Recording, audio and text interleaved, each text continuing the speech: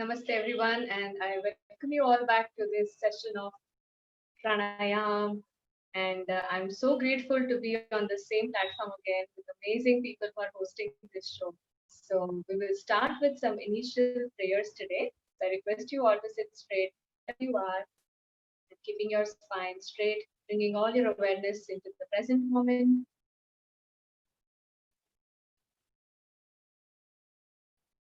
If you're familiar with the prayers, again, chant along with me, or you can just listen to the beautiful sound vibrations of these words.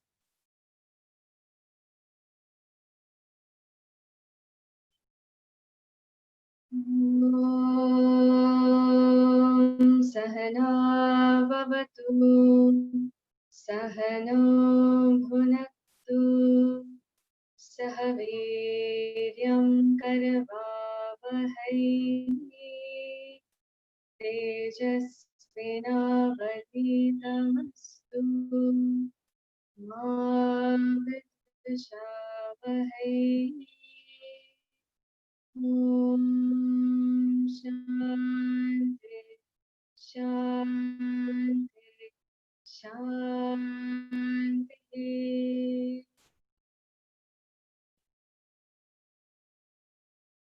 Namaste. So before we again discuss about prana, our part two, we already discussed few things in the last week. We're going to definitely revise it so we have more clear picture, and then we're going to discuss some more aspects of this prana kriya. So before that, I really want all of us to be in the present moment. And how do we do that quickly? So we will just practice some breath awareness, quick meditation before we really get into the deeper aspects and theory. So wherever you are right now, even if you're walking, doing some work, if you're sitting on the chair, if you're mindfully listening, whatever you're doing, just take a break just for 1 minute and let's bring our awareness on the breathing. That's really, really important to understand the whole subject matter, to be in the present moment right now. So let's begin. Just sit straight. And I want you all to bring your awareness on your breathing. Do not change the flow of your breath. Just observe the rhythmic flow of your breath flowing in and out. Observing your natural breathing. Leaving aside all the thoughts for the moment.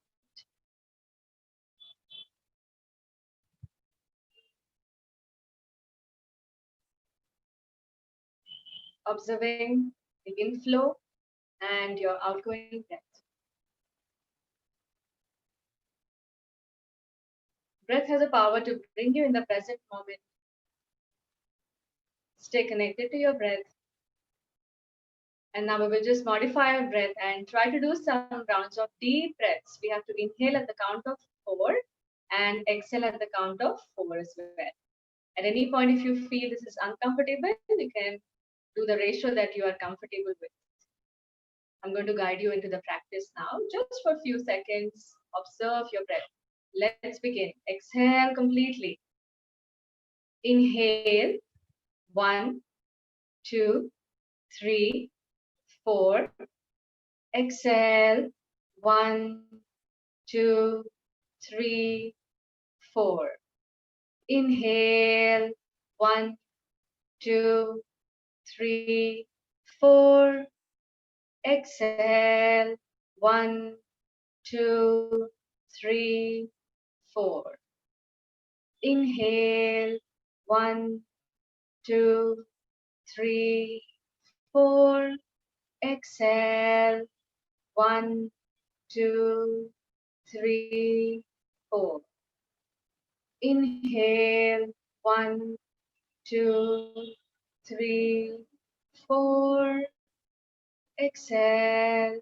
1, 2, 3, 4. Relax.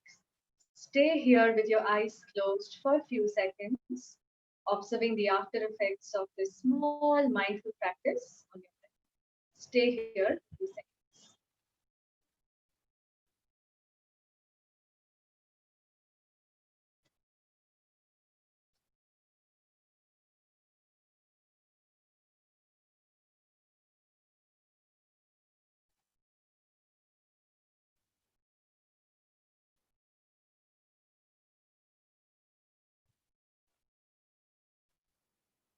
And now very gently open your eyes.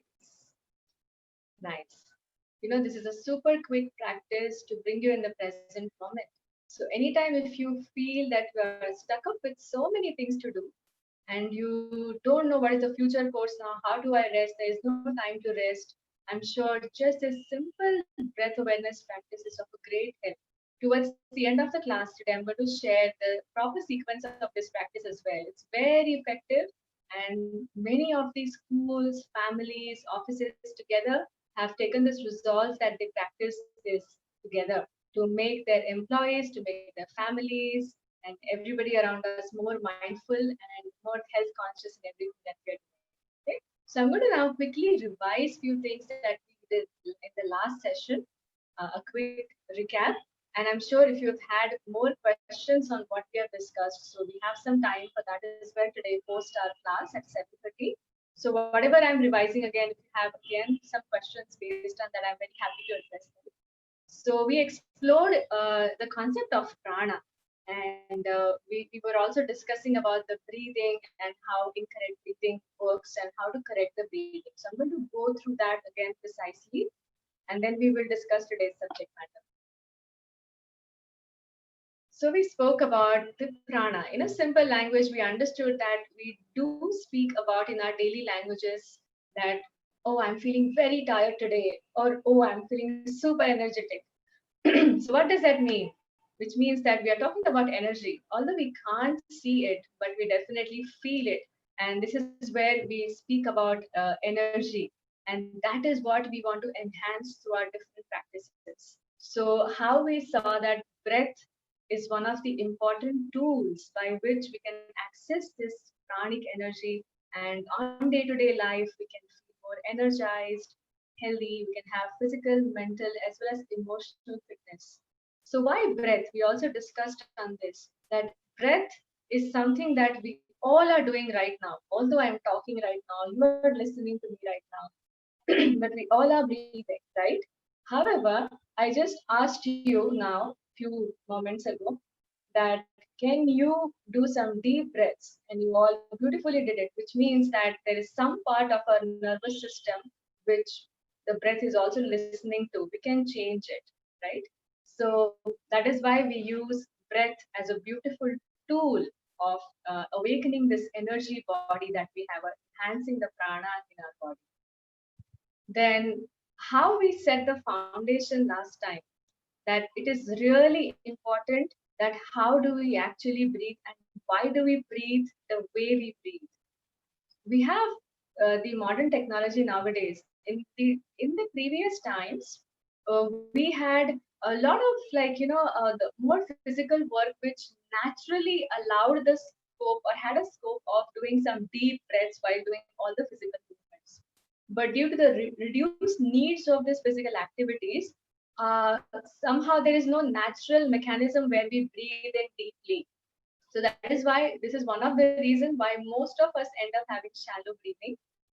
Second reason is we succumb to emotional outbursts too quickly nowadays with the modern lifestyle, with the level of our tolerance and patience. So this is also one of the reason our breath is always erratic.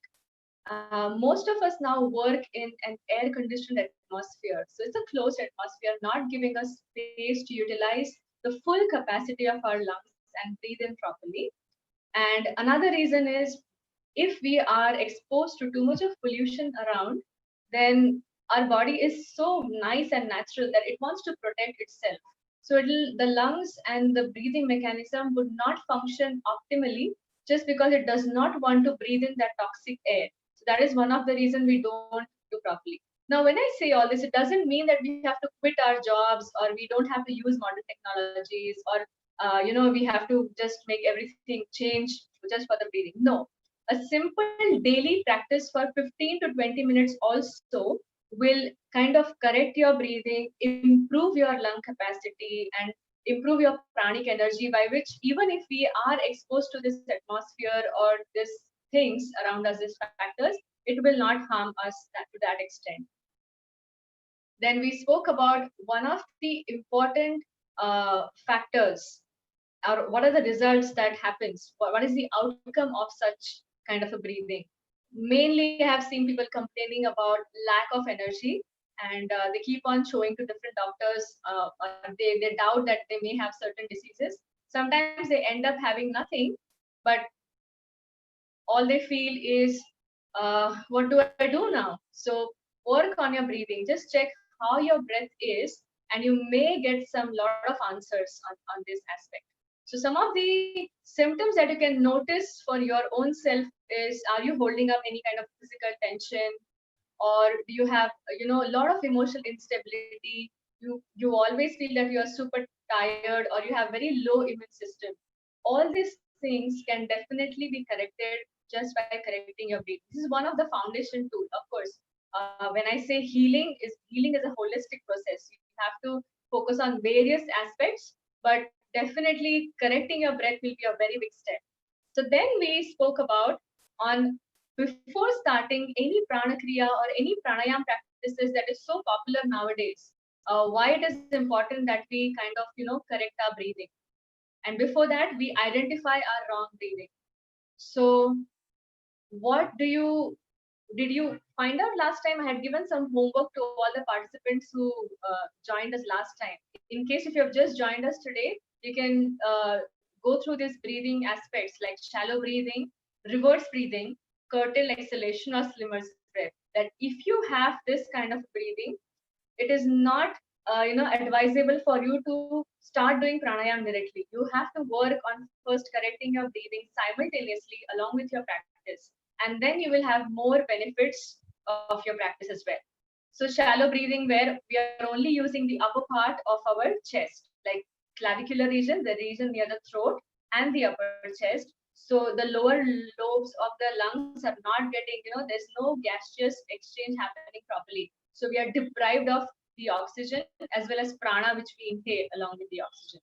So that is shallow breathing, or also referred to as high breathing, because only higher region of lung is used. Second is reverse breathing. This is something that you can observe while you lie down or while you are sitting or standing. When you inhale, ideally the abdomen should come out. For example, if I'm sitting, if I inhale, the abdomen should come out. However, if it is reverse, which means that you are a reverse breather, and that is something where again you're depriving yourself of the essential oxygen and prana in the body. So you can check this for yourself. Sometimes people inhale nicely, but they don't exhale properly. So always, all the pranayam practices give a lot of emphasis on exhalation. So if you're not exhaling properly, which means you're not removing the impurities, toxins, and carbon dioxide outside of your body properly. So curtailed exhalation in this is one of the important thing that you may want to notice for yourself. And slimmer's breath is where it's a recent trend where you want to look slim and you don't want to show your belly, which is there because of your lifestyle or whatever reasons. And then we kind of inhale in a way while standing, talking, or in meetings, and that becomes a habit.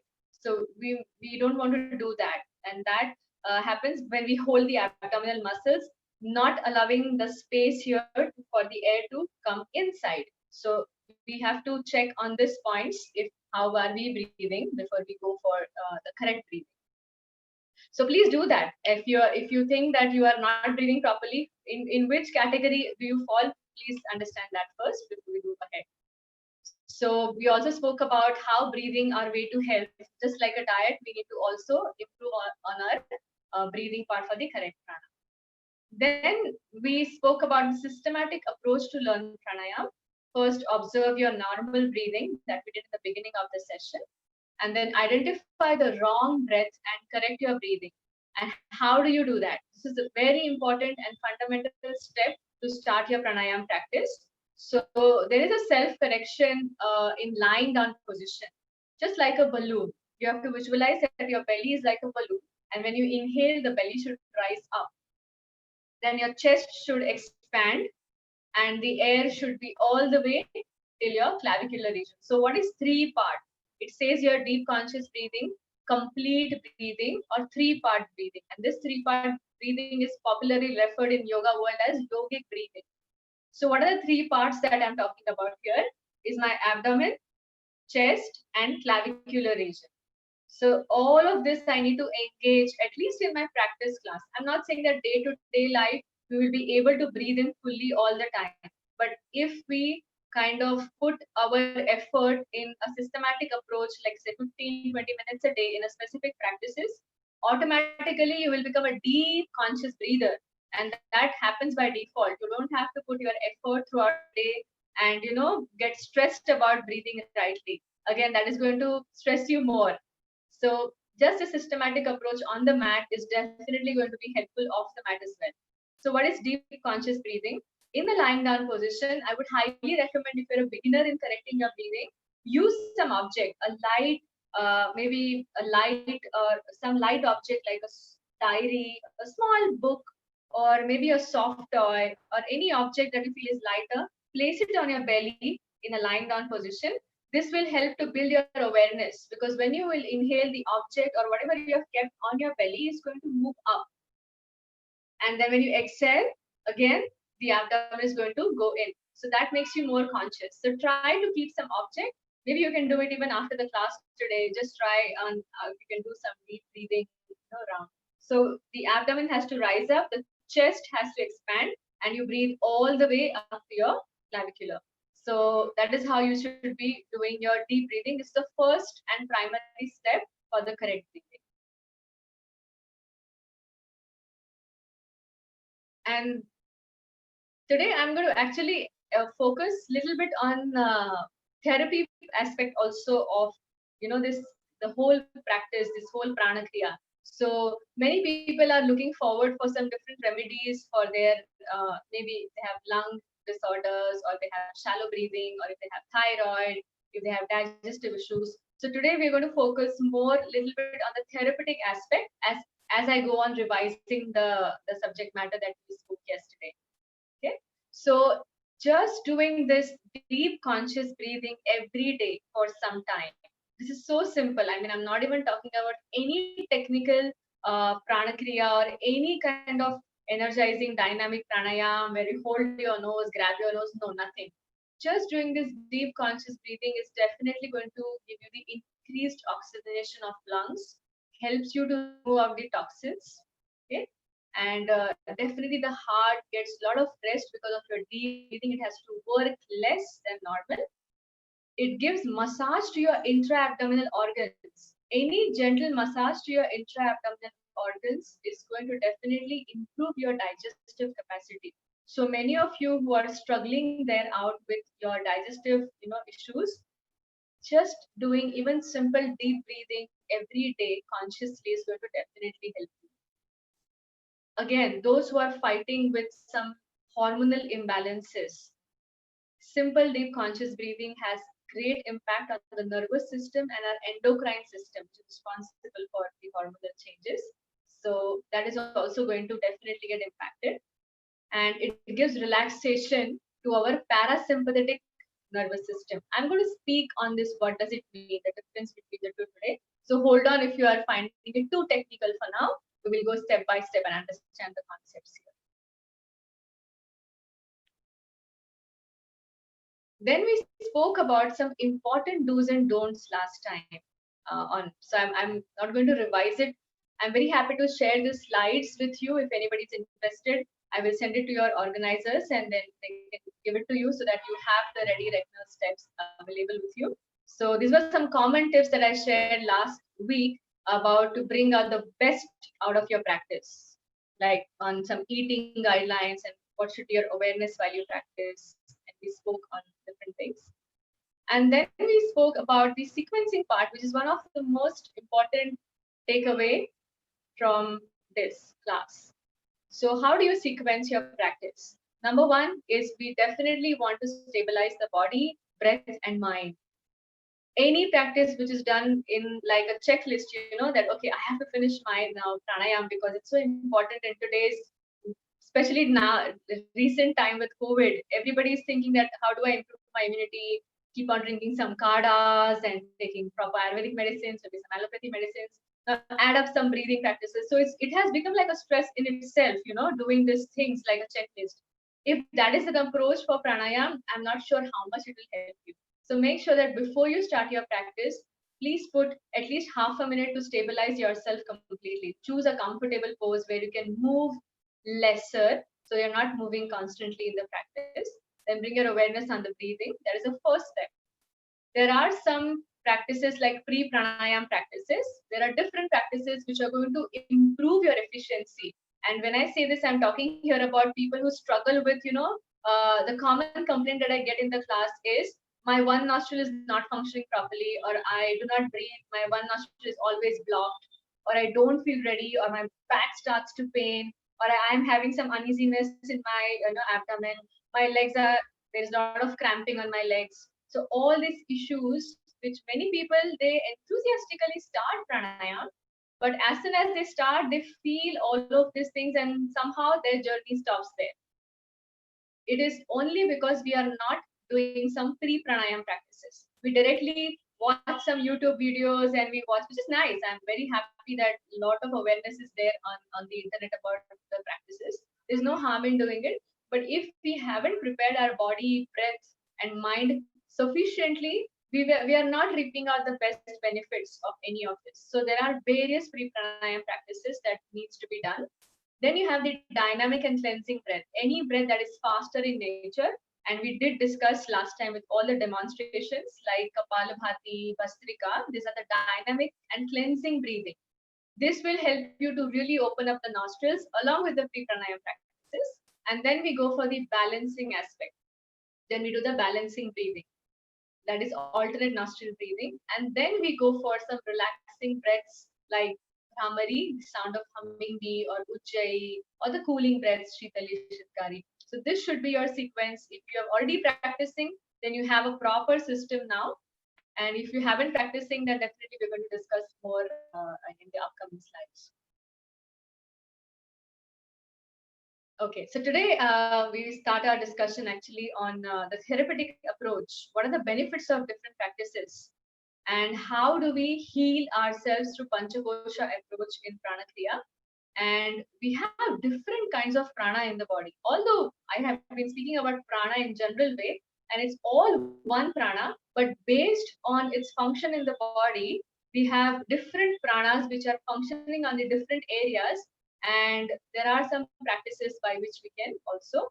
So let's understand only the theory part and see the importance of it. So for those who are already familiar with Bhastrika and Kapalabhati, I would like to share some of the important benefits. So anybody struggling with digestive issues, constipation, problems with even weight loss, Kapalabhati and Bhastrika are one of the popular practices that one must add in their yoga journey. If they are doing pranayam regularly, then these two techniques you really need also for your proper metabolism. So obesity, diabetes, these practices are really beneficial. Anybody with issues of sinuses, blocked nostrils, blocked nose all the time, low immunity, this is really good. So as I said last time also, during your COVID situation that we all are into currently, these two practices are really, really important in your day schedule. Okay? And for those who always complain of low energy, lethargy, or drowsiness, you will see the impact of it just in a week. If you practice Kapalabhati and Bhastrika on a regular basis, you will see the benefits of it. So if you are the one who have some issues which I addressed right now, make sure you practice Kapalabhati and Bhastrika in your daily schedule. But it's very important to understand some of the contraindications of the practice here. It's very important. We cannot just recommend it to everyone. Especially these two dynamic practices have contraindications. If you have uncontrolled or severe blood pressure, meaning hypertension, you should avoid it. Any active heart disease, vertigo, glaucoma, bleeding nose, or hernia, gastric ulcers. Slip disc, why? Because your back will usually start to pain when you do some jerky movements with this. So you have to be careful and take your doctor's advice. Are these dynamic cleansing breaths to be avoided during menstruation and pregnancy? Okay, so not for this thing. And you have to stop and rest if you feel very dizzy. However, I want to say here that it's very natural to feel slightly dizzy or lightheaded with these practices. So it's normal. And do not do too many number of rounds to begin with. Start very slow with 20, 30 strokes. We did discuss in the last sessions on how many strokes to do. So start very slowly, progress very slowly. Pranayam in any scripture it is advised that you have to do a very gradual progress.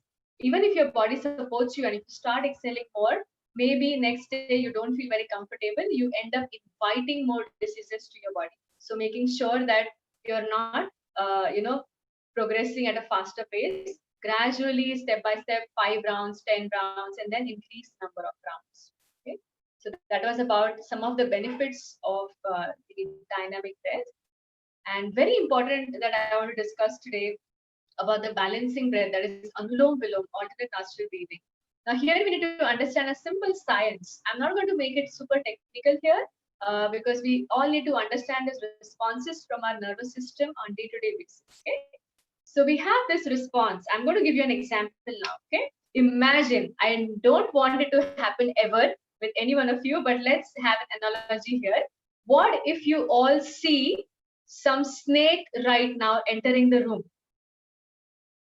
Already hearing the snake is like freaking me out. I stay in eco village, so it's very common for me to spot the snakes around. But I'm sure in the city it may not happen. But let's visualize a situation that we are into where we have a snake just right coming inside the room. What you will do?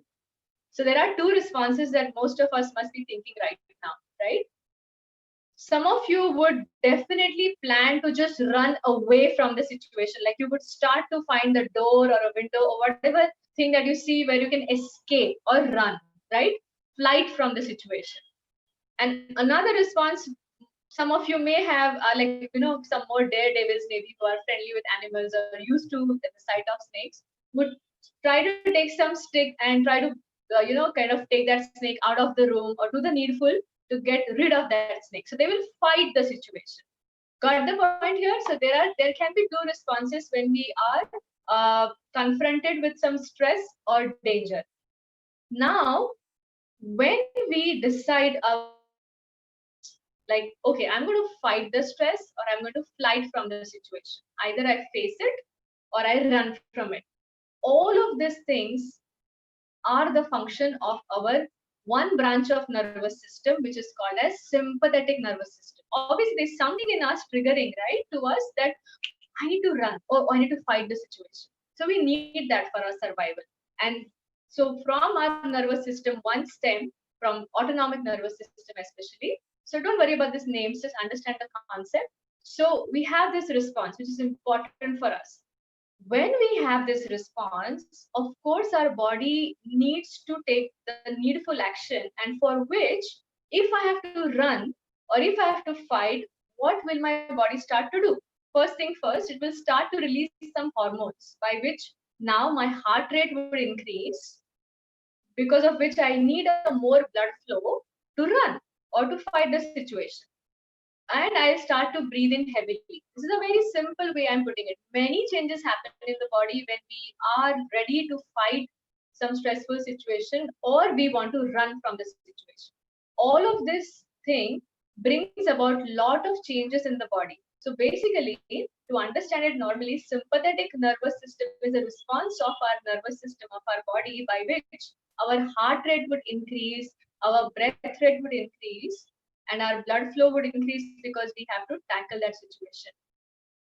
However, if this sympathetic nervous system stays active for a longer period of time, then it is harmful because we already have this stress hormones in the body, we have more blood flow, it can lead to hypertension in the future, right?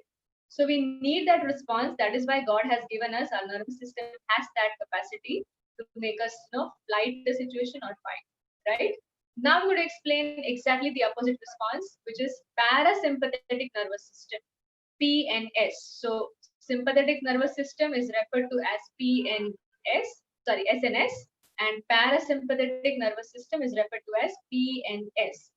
So what is PNS now? This is a response which is rest and digest, exactly opposite of sympathetic nervous system. We need this both to kind of balance our body and mind as well.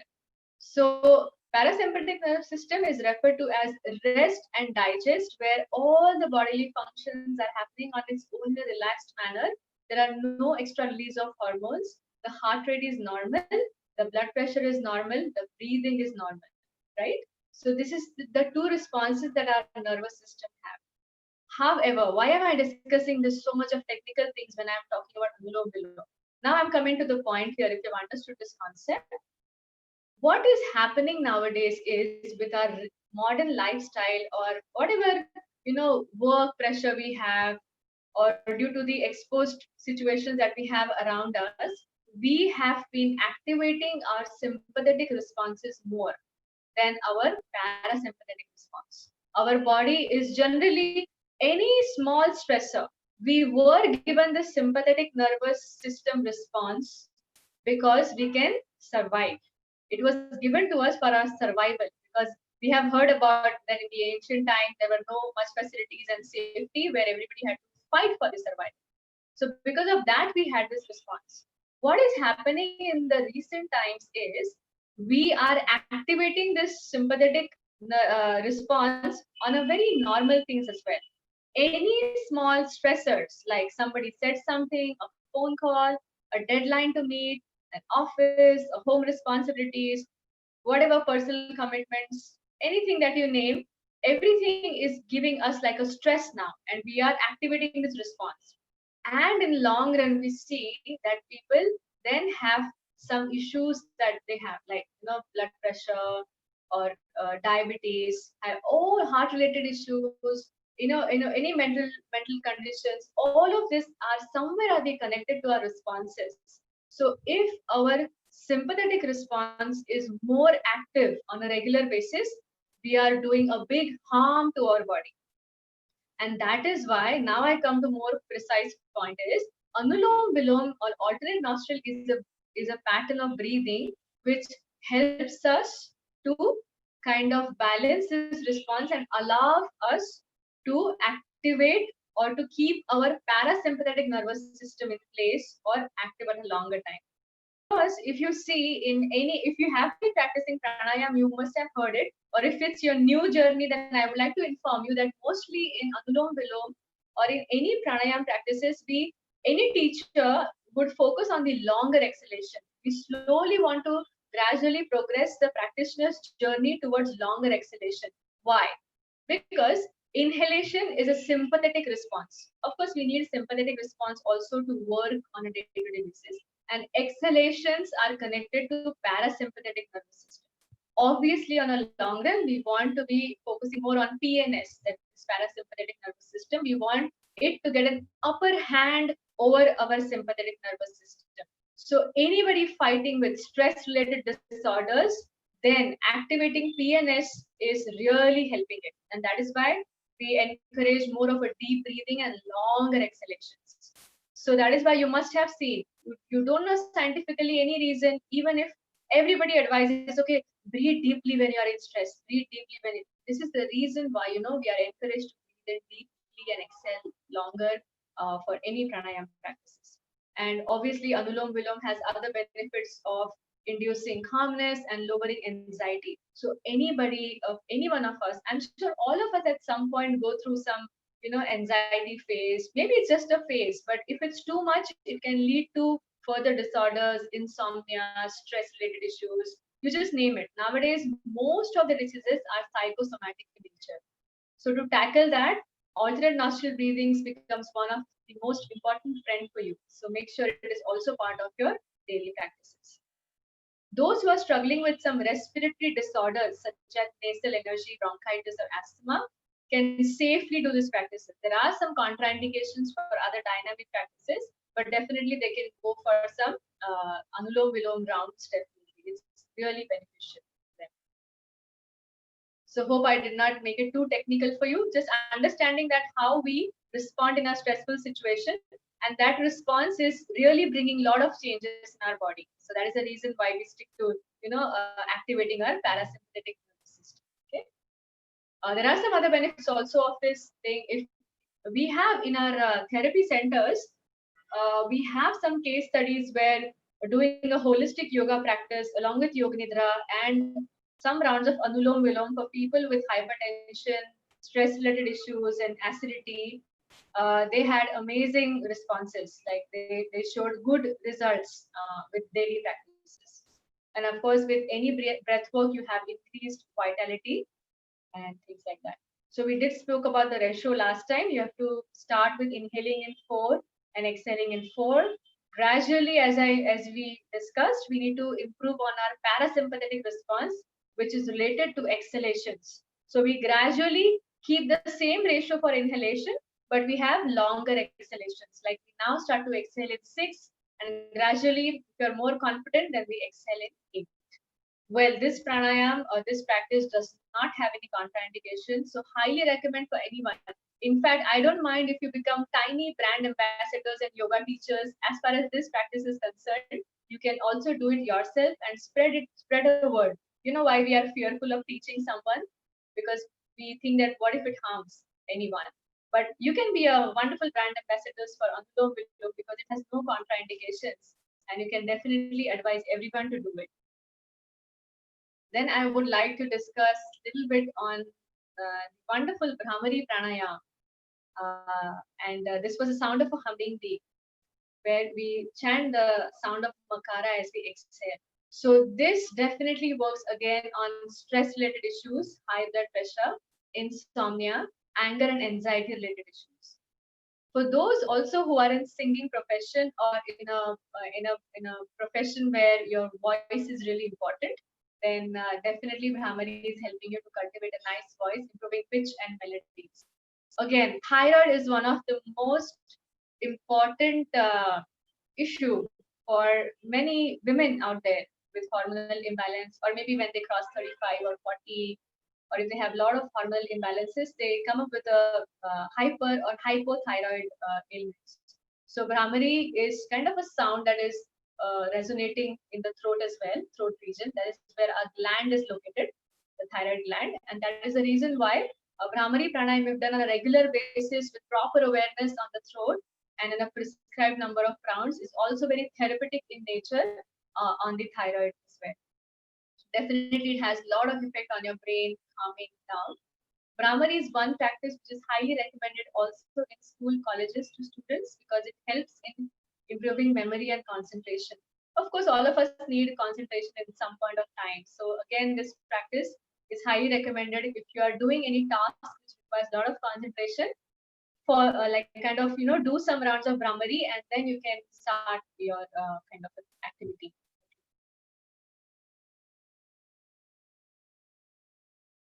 And then we spoke about Ujjayi breathing, which is again, related to our throat. So very helpful for those who are kind of, treating with any throat conditions like tonsils, cold or sore throat, asthma, or hypersensitive throat. Helps in thyroid as well, definitely.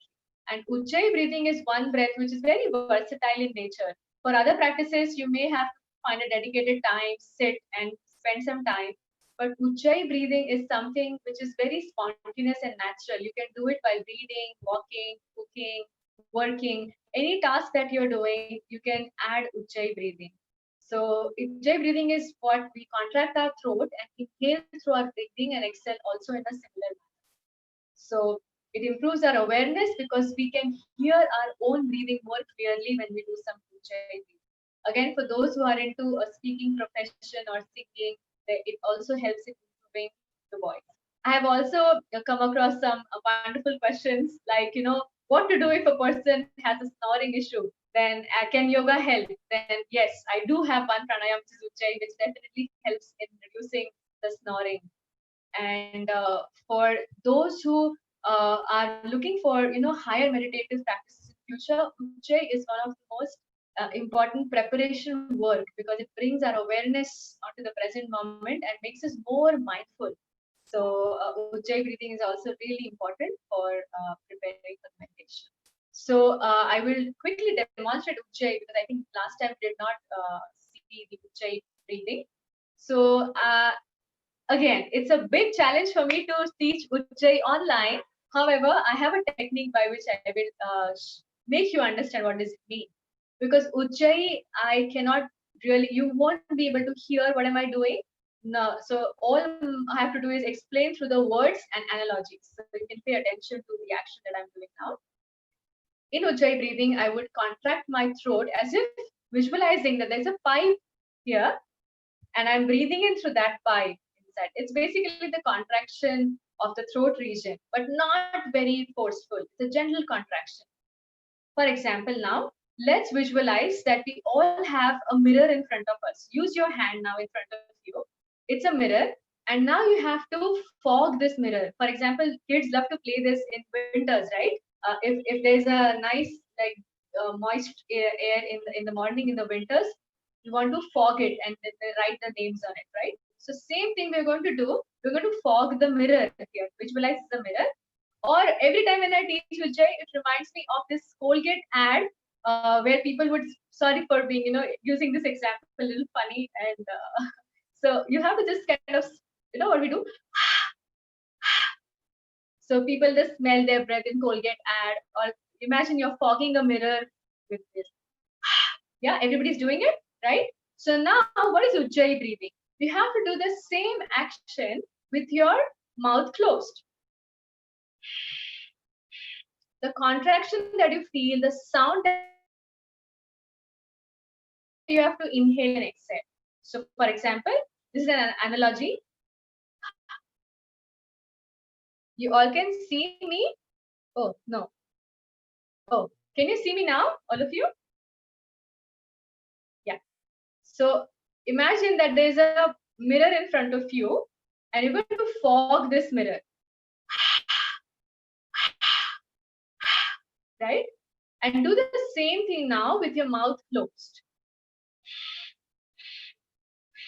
This is Ujjayi breathing. Same way you have to inhale and exhale. You feel this little kind of a contraction through your throat here in this action. So that is Ujjayi breathing, right? So again, very beneficial, and it does not have any, or say, any contraindication. Sure. So I maybe I'll show. I have a request here to show Ujjayi breathing again. So I will just kind of demonstrate it at the end of the class in Q&A session so that we can go with the flow. So please hold on till the end of the class and I'll speak more on the Ujjayi breathing. So there are no major contraindications for Ujjayi breathing. And if anybody has low blood pressure, because this Ujjayi breathing has little contraindication, it reduces your blood pressure more, it relaxes you more. So if you have already low blood pressure, it's not that you should not do it completely. You can do lesser rounds.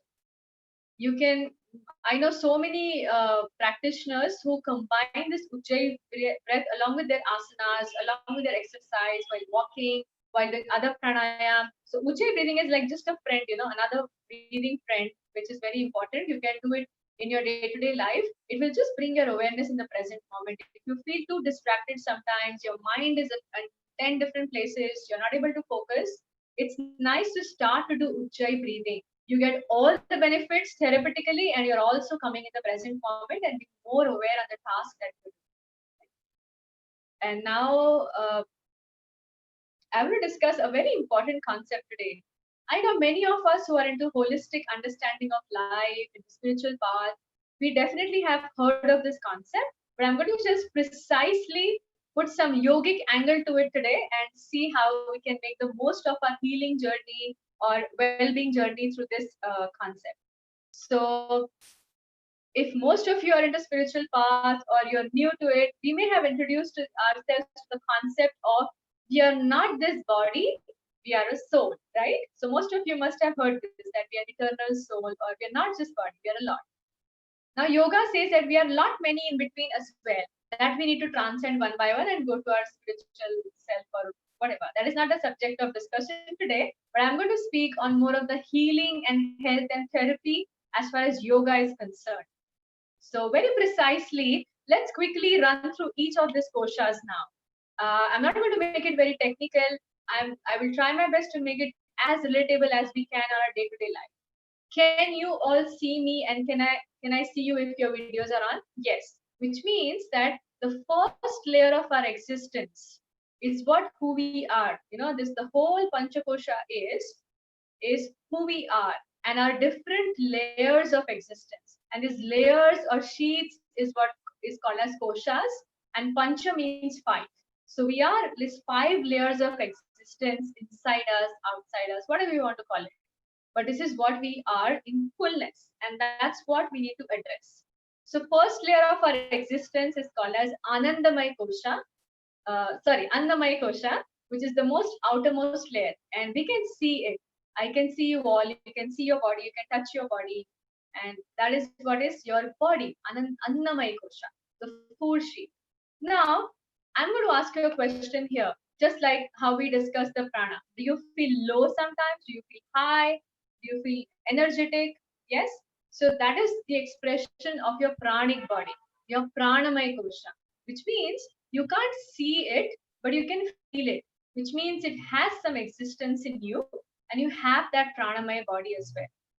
That is what we are discussing. When I'm talking about pranamaya kosha, is where we are talking about enhancing this prana body, which will affect, because it's like a sandwich. If you see, it's in between our body and the third kosha, which is manomaya kosha, the mental sheath, the mind. Do you have mind? Of course we have mind. Can I see it? No, but I perceive it.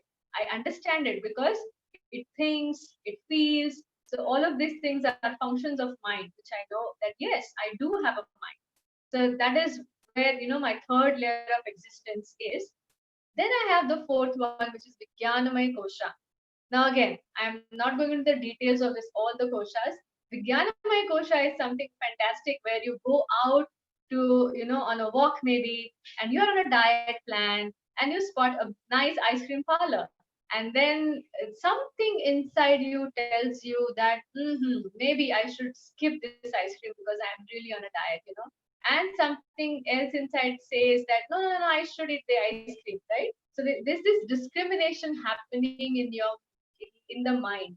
This is what is we call as Vijnanamaya Kosha, which is constantly guiding you for some do's and don'ts, rules and regulations. We call Viveka Buddhi, which is giving you some insights into what you should be doing, what you should not be doing. That is Vijnanamaya Kosha. And eventually we have to progress to Anandamaya Kosha and Transcend, which is like our true state of existence. Anyway, so this was just a quick kind of journey to all the five koshas. Our main topic of discussion today will be the healing aspect on how yoga or pranakriya practices help us. So, what does yoga believe? The yogic scriptures discuss that whatever diseases we have, when I say disease now in this context, I'm talking about the psychosomatic diseases. Okay, so I'm not talking about some active infections, viral fevers, or diarrhea, loose motion. They are by some external bacteria and things, organisms. So that needs a proper treatment, and then we are done with that. Like I'm not talking about the fracture or something like that, but I'm definitely talking about here psychosomatic diseases, and most of us have this nowadays. When I say psychosomatic, psycho means mind, soma means body, which means that diseases were first originated in the mind and then came to the body. This is exactly what yogic scriptures also tell us about the healing journey. That diseases first originate in the manomaya kosha, the third one that you see. It first comes in manomaya kosha, and that is where we start to feel lot of emotional instability, anger, anxiety, frequent bouts of depressions. This is where it starts. If unaddressed here, it then comes down to our pranamaya kosha, because we did not do anything about that feeling. Sometimes what we end up doing is not working on the roots, but working on the symptoms. For example, if I'm feeling low, or if I'm feeling like anxiety or something, many people take resort to some addictions or some mundane entertainment, or distract themselves from the real cause, but don't work. So again they pop up again. Second is then it percolates to pranamaya kosha, where now the person would start to even complain that the work that I used to do before in my life, I don't feel at all enthusiastic for it now. I don't have that energy. I am always feeling low. I just don't have that liveliness of doing things that I used to do before with so much of enthusiasm. This is another complaint that we. So the energy levels are also now going down. And now, when we don't address any diseases, even at this point, even when we start to feel low energy wise, we are still dragging ourselves. Then eventually, unfortunately, now that disease comes to your Annamaya kosha or to your physical body at any point where your prana is flowing low, because our prana that we have inside is flowing inside the different areas, different channels. So when now wherever the prana is blocked, maybe in some of us it can come as back pain or neck pain or knee pain or hypertension, diabetes, heart problem, digestive disorders, infertility, you name it, insomnia. So there are so many names which are actually related to our Manomaya kosha. So that is why in the last class, if you remember, we quickly discussed about the relation between our body, breath, and mind. I'm going to quickly remind you of that example that we quoted last time. It was of anger, right? When we get angry, where the anger is originating, somewhere in the mind, right? But what happens to our second layer of existence? What happens to our pranamaya kosha or to our breathing? The breathing becomes heavy, shallow, faster. Then what happens to our Annamaya kosha, the first layer? You know, some of you will have like a trembling body, or we may have kind of a clenching teeth. And in the long run, you will see that even you don't feel hungry, or you feel too hungry when you are in like anger or stress. So how you see that how the thought originates in the mind and affects all the layers of our existence. The point that I want to prove here that all these layers of our existence are connected. If my body is going to affect my mind is going to affect my body and my breath. So that is why we use our breath or pranamaya kosha, which is like, helping all the other koshas also to function. We kind of work on our pranamaya kosha to bring stability to mind and also to heal our body as far as therapeutic aspect of breathing is concerned. That is why pranamaya kosha is one of the important sandwich like thing which is between our body and mind, the layer between our body and mind, like a connecting bridge to both. And we use prana enhancing techniques or the breathing techniques to even bring relief to our physical symptoms or therapeutic needs to our body, and also we address our mental instability. So that is why we are discussing today a lot on this pranamaya kosha as such. So I hope this simple concept is clear, because it's very important to understand this concept before we actually go into the practice part.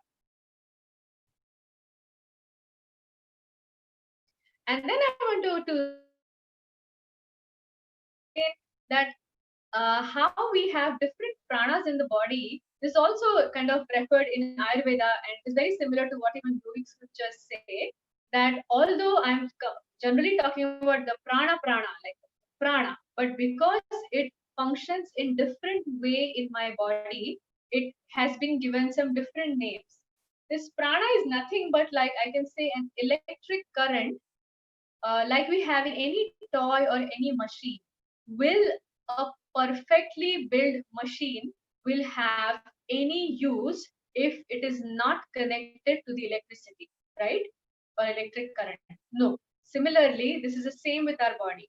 We may feel that my body is functioning very nicely, but it's the super backup of our electric currents, which is all this energy or the prana flowing in the body, which is navigating properly in different areas and is responsible for different functions. So, of course, I don't want to make it very technical right now, but I will quickly run through the names and the functions that each of this. You know why I'm discussing this? So that if you are kind of, having some issues in that particular area, so you need to also work on some prana enhancing technique to that part. So I'm going to now quickly tell you the 5 prana. They are Udan, Pran, Saman, Dhyan, and Saman. So I'll just go through them quickly. The first prana is Udan prana, which prevalence mainly in the head and the neck region, and all the functions of head and neck, whatever functions you name it, and other functions like speech, expression, comprehensions, and communication are the functions of Udana prana. So what can be some disease related to it? Mainly thyroid or any other psychosomatic disorders, any head, migraine, headaches. So all of these things mainly are related to Udana Prana not functioning properly.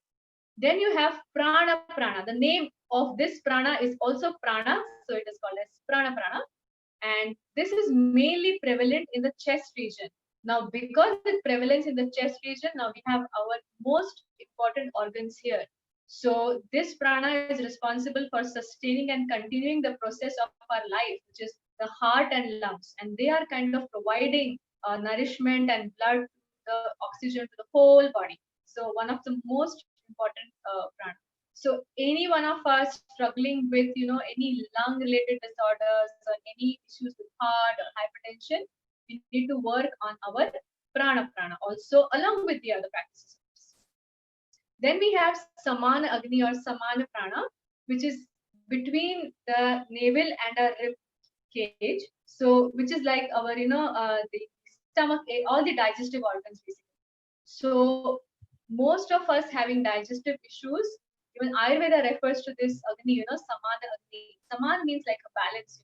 So that has to be, this prana has to be in the balance in our belly. So anybody with digestive disorders need to work in their pranayama practices on enhancing this Samana prana.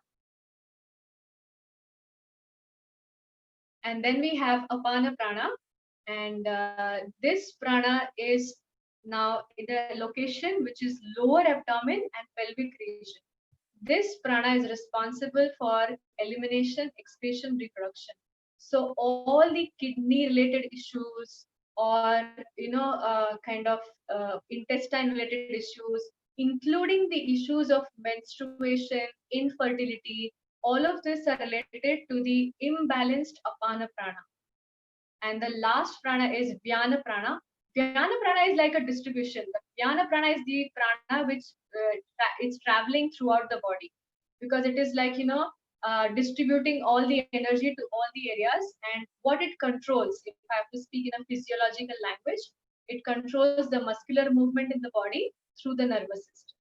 So if you go in the depth of pranayam practices, every pranayam or every prana has its own utthana practice. If I want to work on my apana prana, if I want to work on my vyana, saman, digestive related issues, heart or lung, maybe udan prana, head and neck. So along with all the practices that I discussed or which are commonly popular, there are more specific practices also which helps you in focusing on a particular prana and enhancing the energy to that part by which healing can take place. So this is something I want to discuss today on therapeutic aspect of the breathing.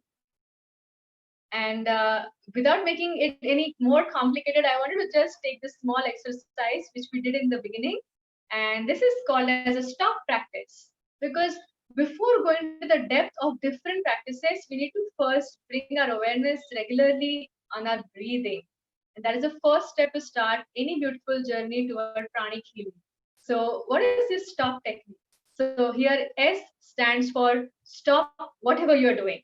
This is my favorite practice. Sometimes I see that maybe if I'm cooking, I'm typing something on the laptop, I sense it at some point, my shoulders are tensed, my neck is tensed, facial muscles are clenched. And this happens to all of us when we are doing something with speed, we have deadlines. So what you need to do is stop for a few seconds.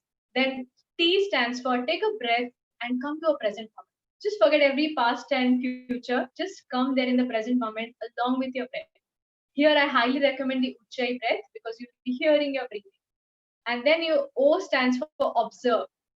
Observing what's happening. This is where I realize that, oh, since I'm cooking or I'm typing something, I'm sensing that my shoulders are usually should be relaxed, but now they're slightly tense. This is exactly where I start to have gradually, all of us have this neck pain, upper shoulder, stiffness, frozen shoulders. All these things starts because we are not aware. We just exploit that part. Oh yeah, I'm doing my work, it's all tense, let it be. So doing this practice will bring me back into the present moment. As soon as I observe, I will immediately, the response will be, oh, my shoulders are tense, let me relax it. My neck is tense, let me relax it. And that's how you observe and do the corrective steps. And then P for proceed. Okay, I'm done now. Get back to the work. This approach has really helped many of us. And I know few schools in West, and I know few some mindful organizations and some meditation centers. Also have seen in some offices and also have seen in some personal families, what they do is they have these reminders in the full day. Like this can be a nice idea if you are like a boss at some office and you have an organization, or maybe you want to start with this your family. It's an amazing takeaway, a very simple practice that can encourage everybody around you to do it. You can have a small bell or a kartal or whatever musical instrument that you have, or some nowadays you have also all the reminders, alarms, apps. So you can just keep some alarm in your phone maybe, or you can ring. So every time you ring a bell or you play a chime or whatever you want to, just call it as a reminder, everybody in the house, everybody in the school, everybody in the organization, wherever you are, you want to do it, they stop and they do this practice. And you see that how much they're going to save and help. It's going to be a big help to them as far as their physiologically and psychological aspects are concerned. They will just stop, coming in the present moment, breathe, observe, correct it, any tension in the body, and then proceed. So this is one of the amazing ideas that one should do, the mindful breaths. So I wanted to discuss all these things, and I'll be very happy to take up some questions. If you have, you can put them now in the chat box. And in future, if anybody is interested, we would like to encourage you to do a systematic certified practices and programs for this prana awakening kriyas. So gradually we will discuss this. You can also discuss it along with your organizers. If you want, we can really do some systematic weekly basis, practice part also, where you actually come forward and practice and not just hear the theory. So we can also take that initiative in future if anybody is interested. So if you have any questions now, you can post in the chat box, and I'm just reading if I have any questions and would like to address.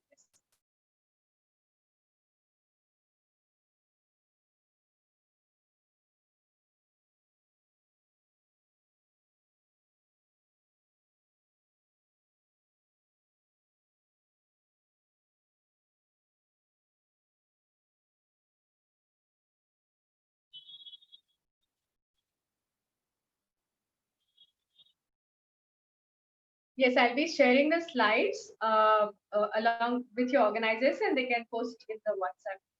Sure. In Ujjayi breathing, do you exhale from the nose or mouth? No, I'm exhaling through the nose only, but it's very partial because I'm focusing on the throat. So what is happening is the breath is still active and it's all happening through my nostrils for sure, but no mouth. We are contracting the throat. The more of the air you're going to feel on the throat region, and nostrils are active in Ujjayi. How many mindful breaths one should take? Also, can you share the pranayam for reproductive organs? So as I was mentioning, this Kapalabhati and Bhastrika, because they are kind of, contracting and expanding that region, the lower abdomen part, they are definitely very beneficial during that. But during any active menstruation phase or pregnancy, one should avoid it. So remembering that. And alternate nostril breathing is bringing balance to your body on any aspect, on whatever imbalances you have. It helps you in that aspect. So even Anulom Vilom and Bhastrika, Kapalbhati are useful practices for reproductive organs. How many mindful breaths you should take? I would say whenever you get a chance, just take a mindful breath. At least if you are putting it into a systematic practice, take around 10 breaths, before you start a class or at the end of the class. But randomly, anytime in a day, just do. So for specific practices, it's again a detailed session like Dhyana, Udana, Samana. So whatever things you have, of course, keep on doing the systematic approach. Like that's a beginner program, like Kapalabhati, Bhastrika, Anulom Vilom, and all this Ujjayi, all these things you can do. But maybe sometime we can meet again in future for a systematic course on a specific prana awakening practices. Yoga for sleeping, especially for pranayam, I would recommend Brahmari and Ujjayi and Anulom Vilom are really helpful practices for insomnia. So how do you do that? Before sleeping, you sit on your bed and do few rounds of Brahmari and maybe also Anulom Vilom. Put them systematically every day in your pranayam session as well, in the morning or evening whenever you practice. But before going to bed as well, you can do few rounds of Brahmari or alternate nostril breathing. And when you lie down, then you can just do some Ujjayi breath. This has really helped many people with insomnia. So doing Ujjayi breaths and just being there, listening to the breath will put you into a very relaxed state of mind. The hyperactive mind tends to then come to the breath, and then you will automatically fall asleep. So work on this three breath work more if you are, if you have insomnia. Pranayam for migraine, alternate nostril breathing, Shitali Shitkari, the cooling breaths, and Bhramari are helping because migraine is where, it's more like a tension headache, or when the sleep is not proper, or when you have allergy to some particular food, it creates that a stress response and the whole belt starts to pain. So it's like a tension. So we want to do relaxing practices. So you can go for alternate nostril breathing, and I'm not sure how much you will like or appreciate while you have an active migraine. At that time, the body, if you are like, it's a very strong migraine attack, mostly the body will not respond easily because the breathing practice itself will bring a lot of pressure on the head. However, for the migraine management, I would advise alternate nostril breathing, deep breathing. Then you can do Ujjayi and Brahmari. They are really helpful also during for migraine. During migraine, deep breathing is still okay.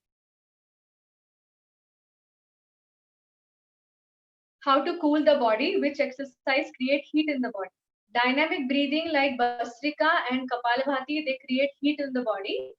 And cooling practices are Shitali and Shitkari pranayam, and they cool the body. It's like we suck the cool air in with our tongue. So they are cooling practices.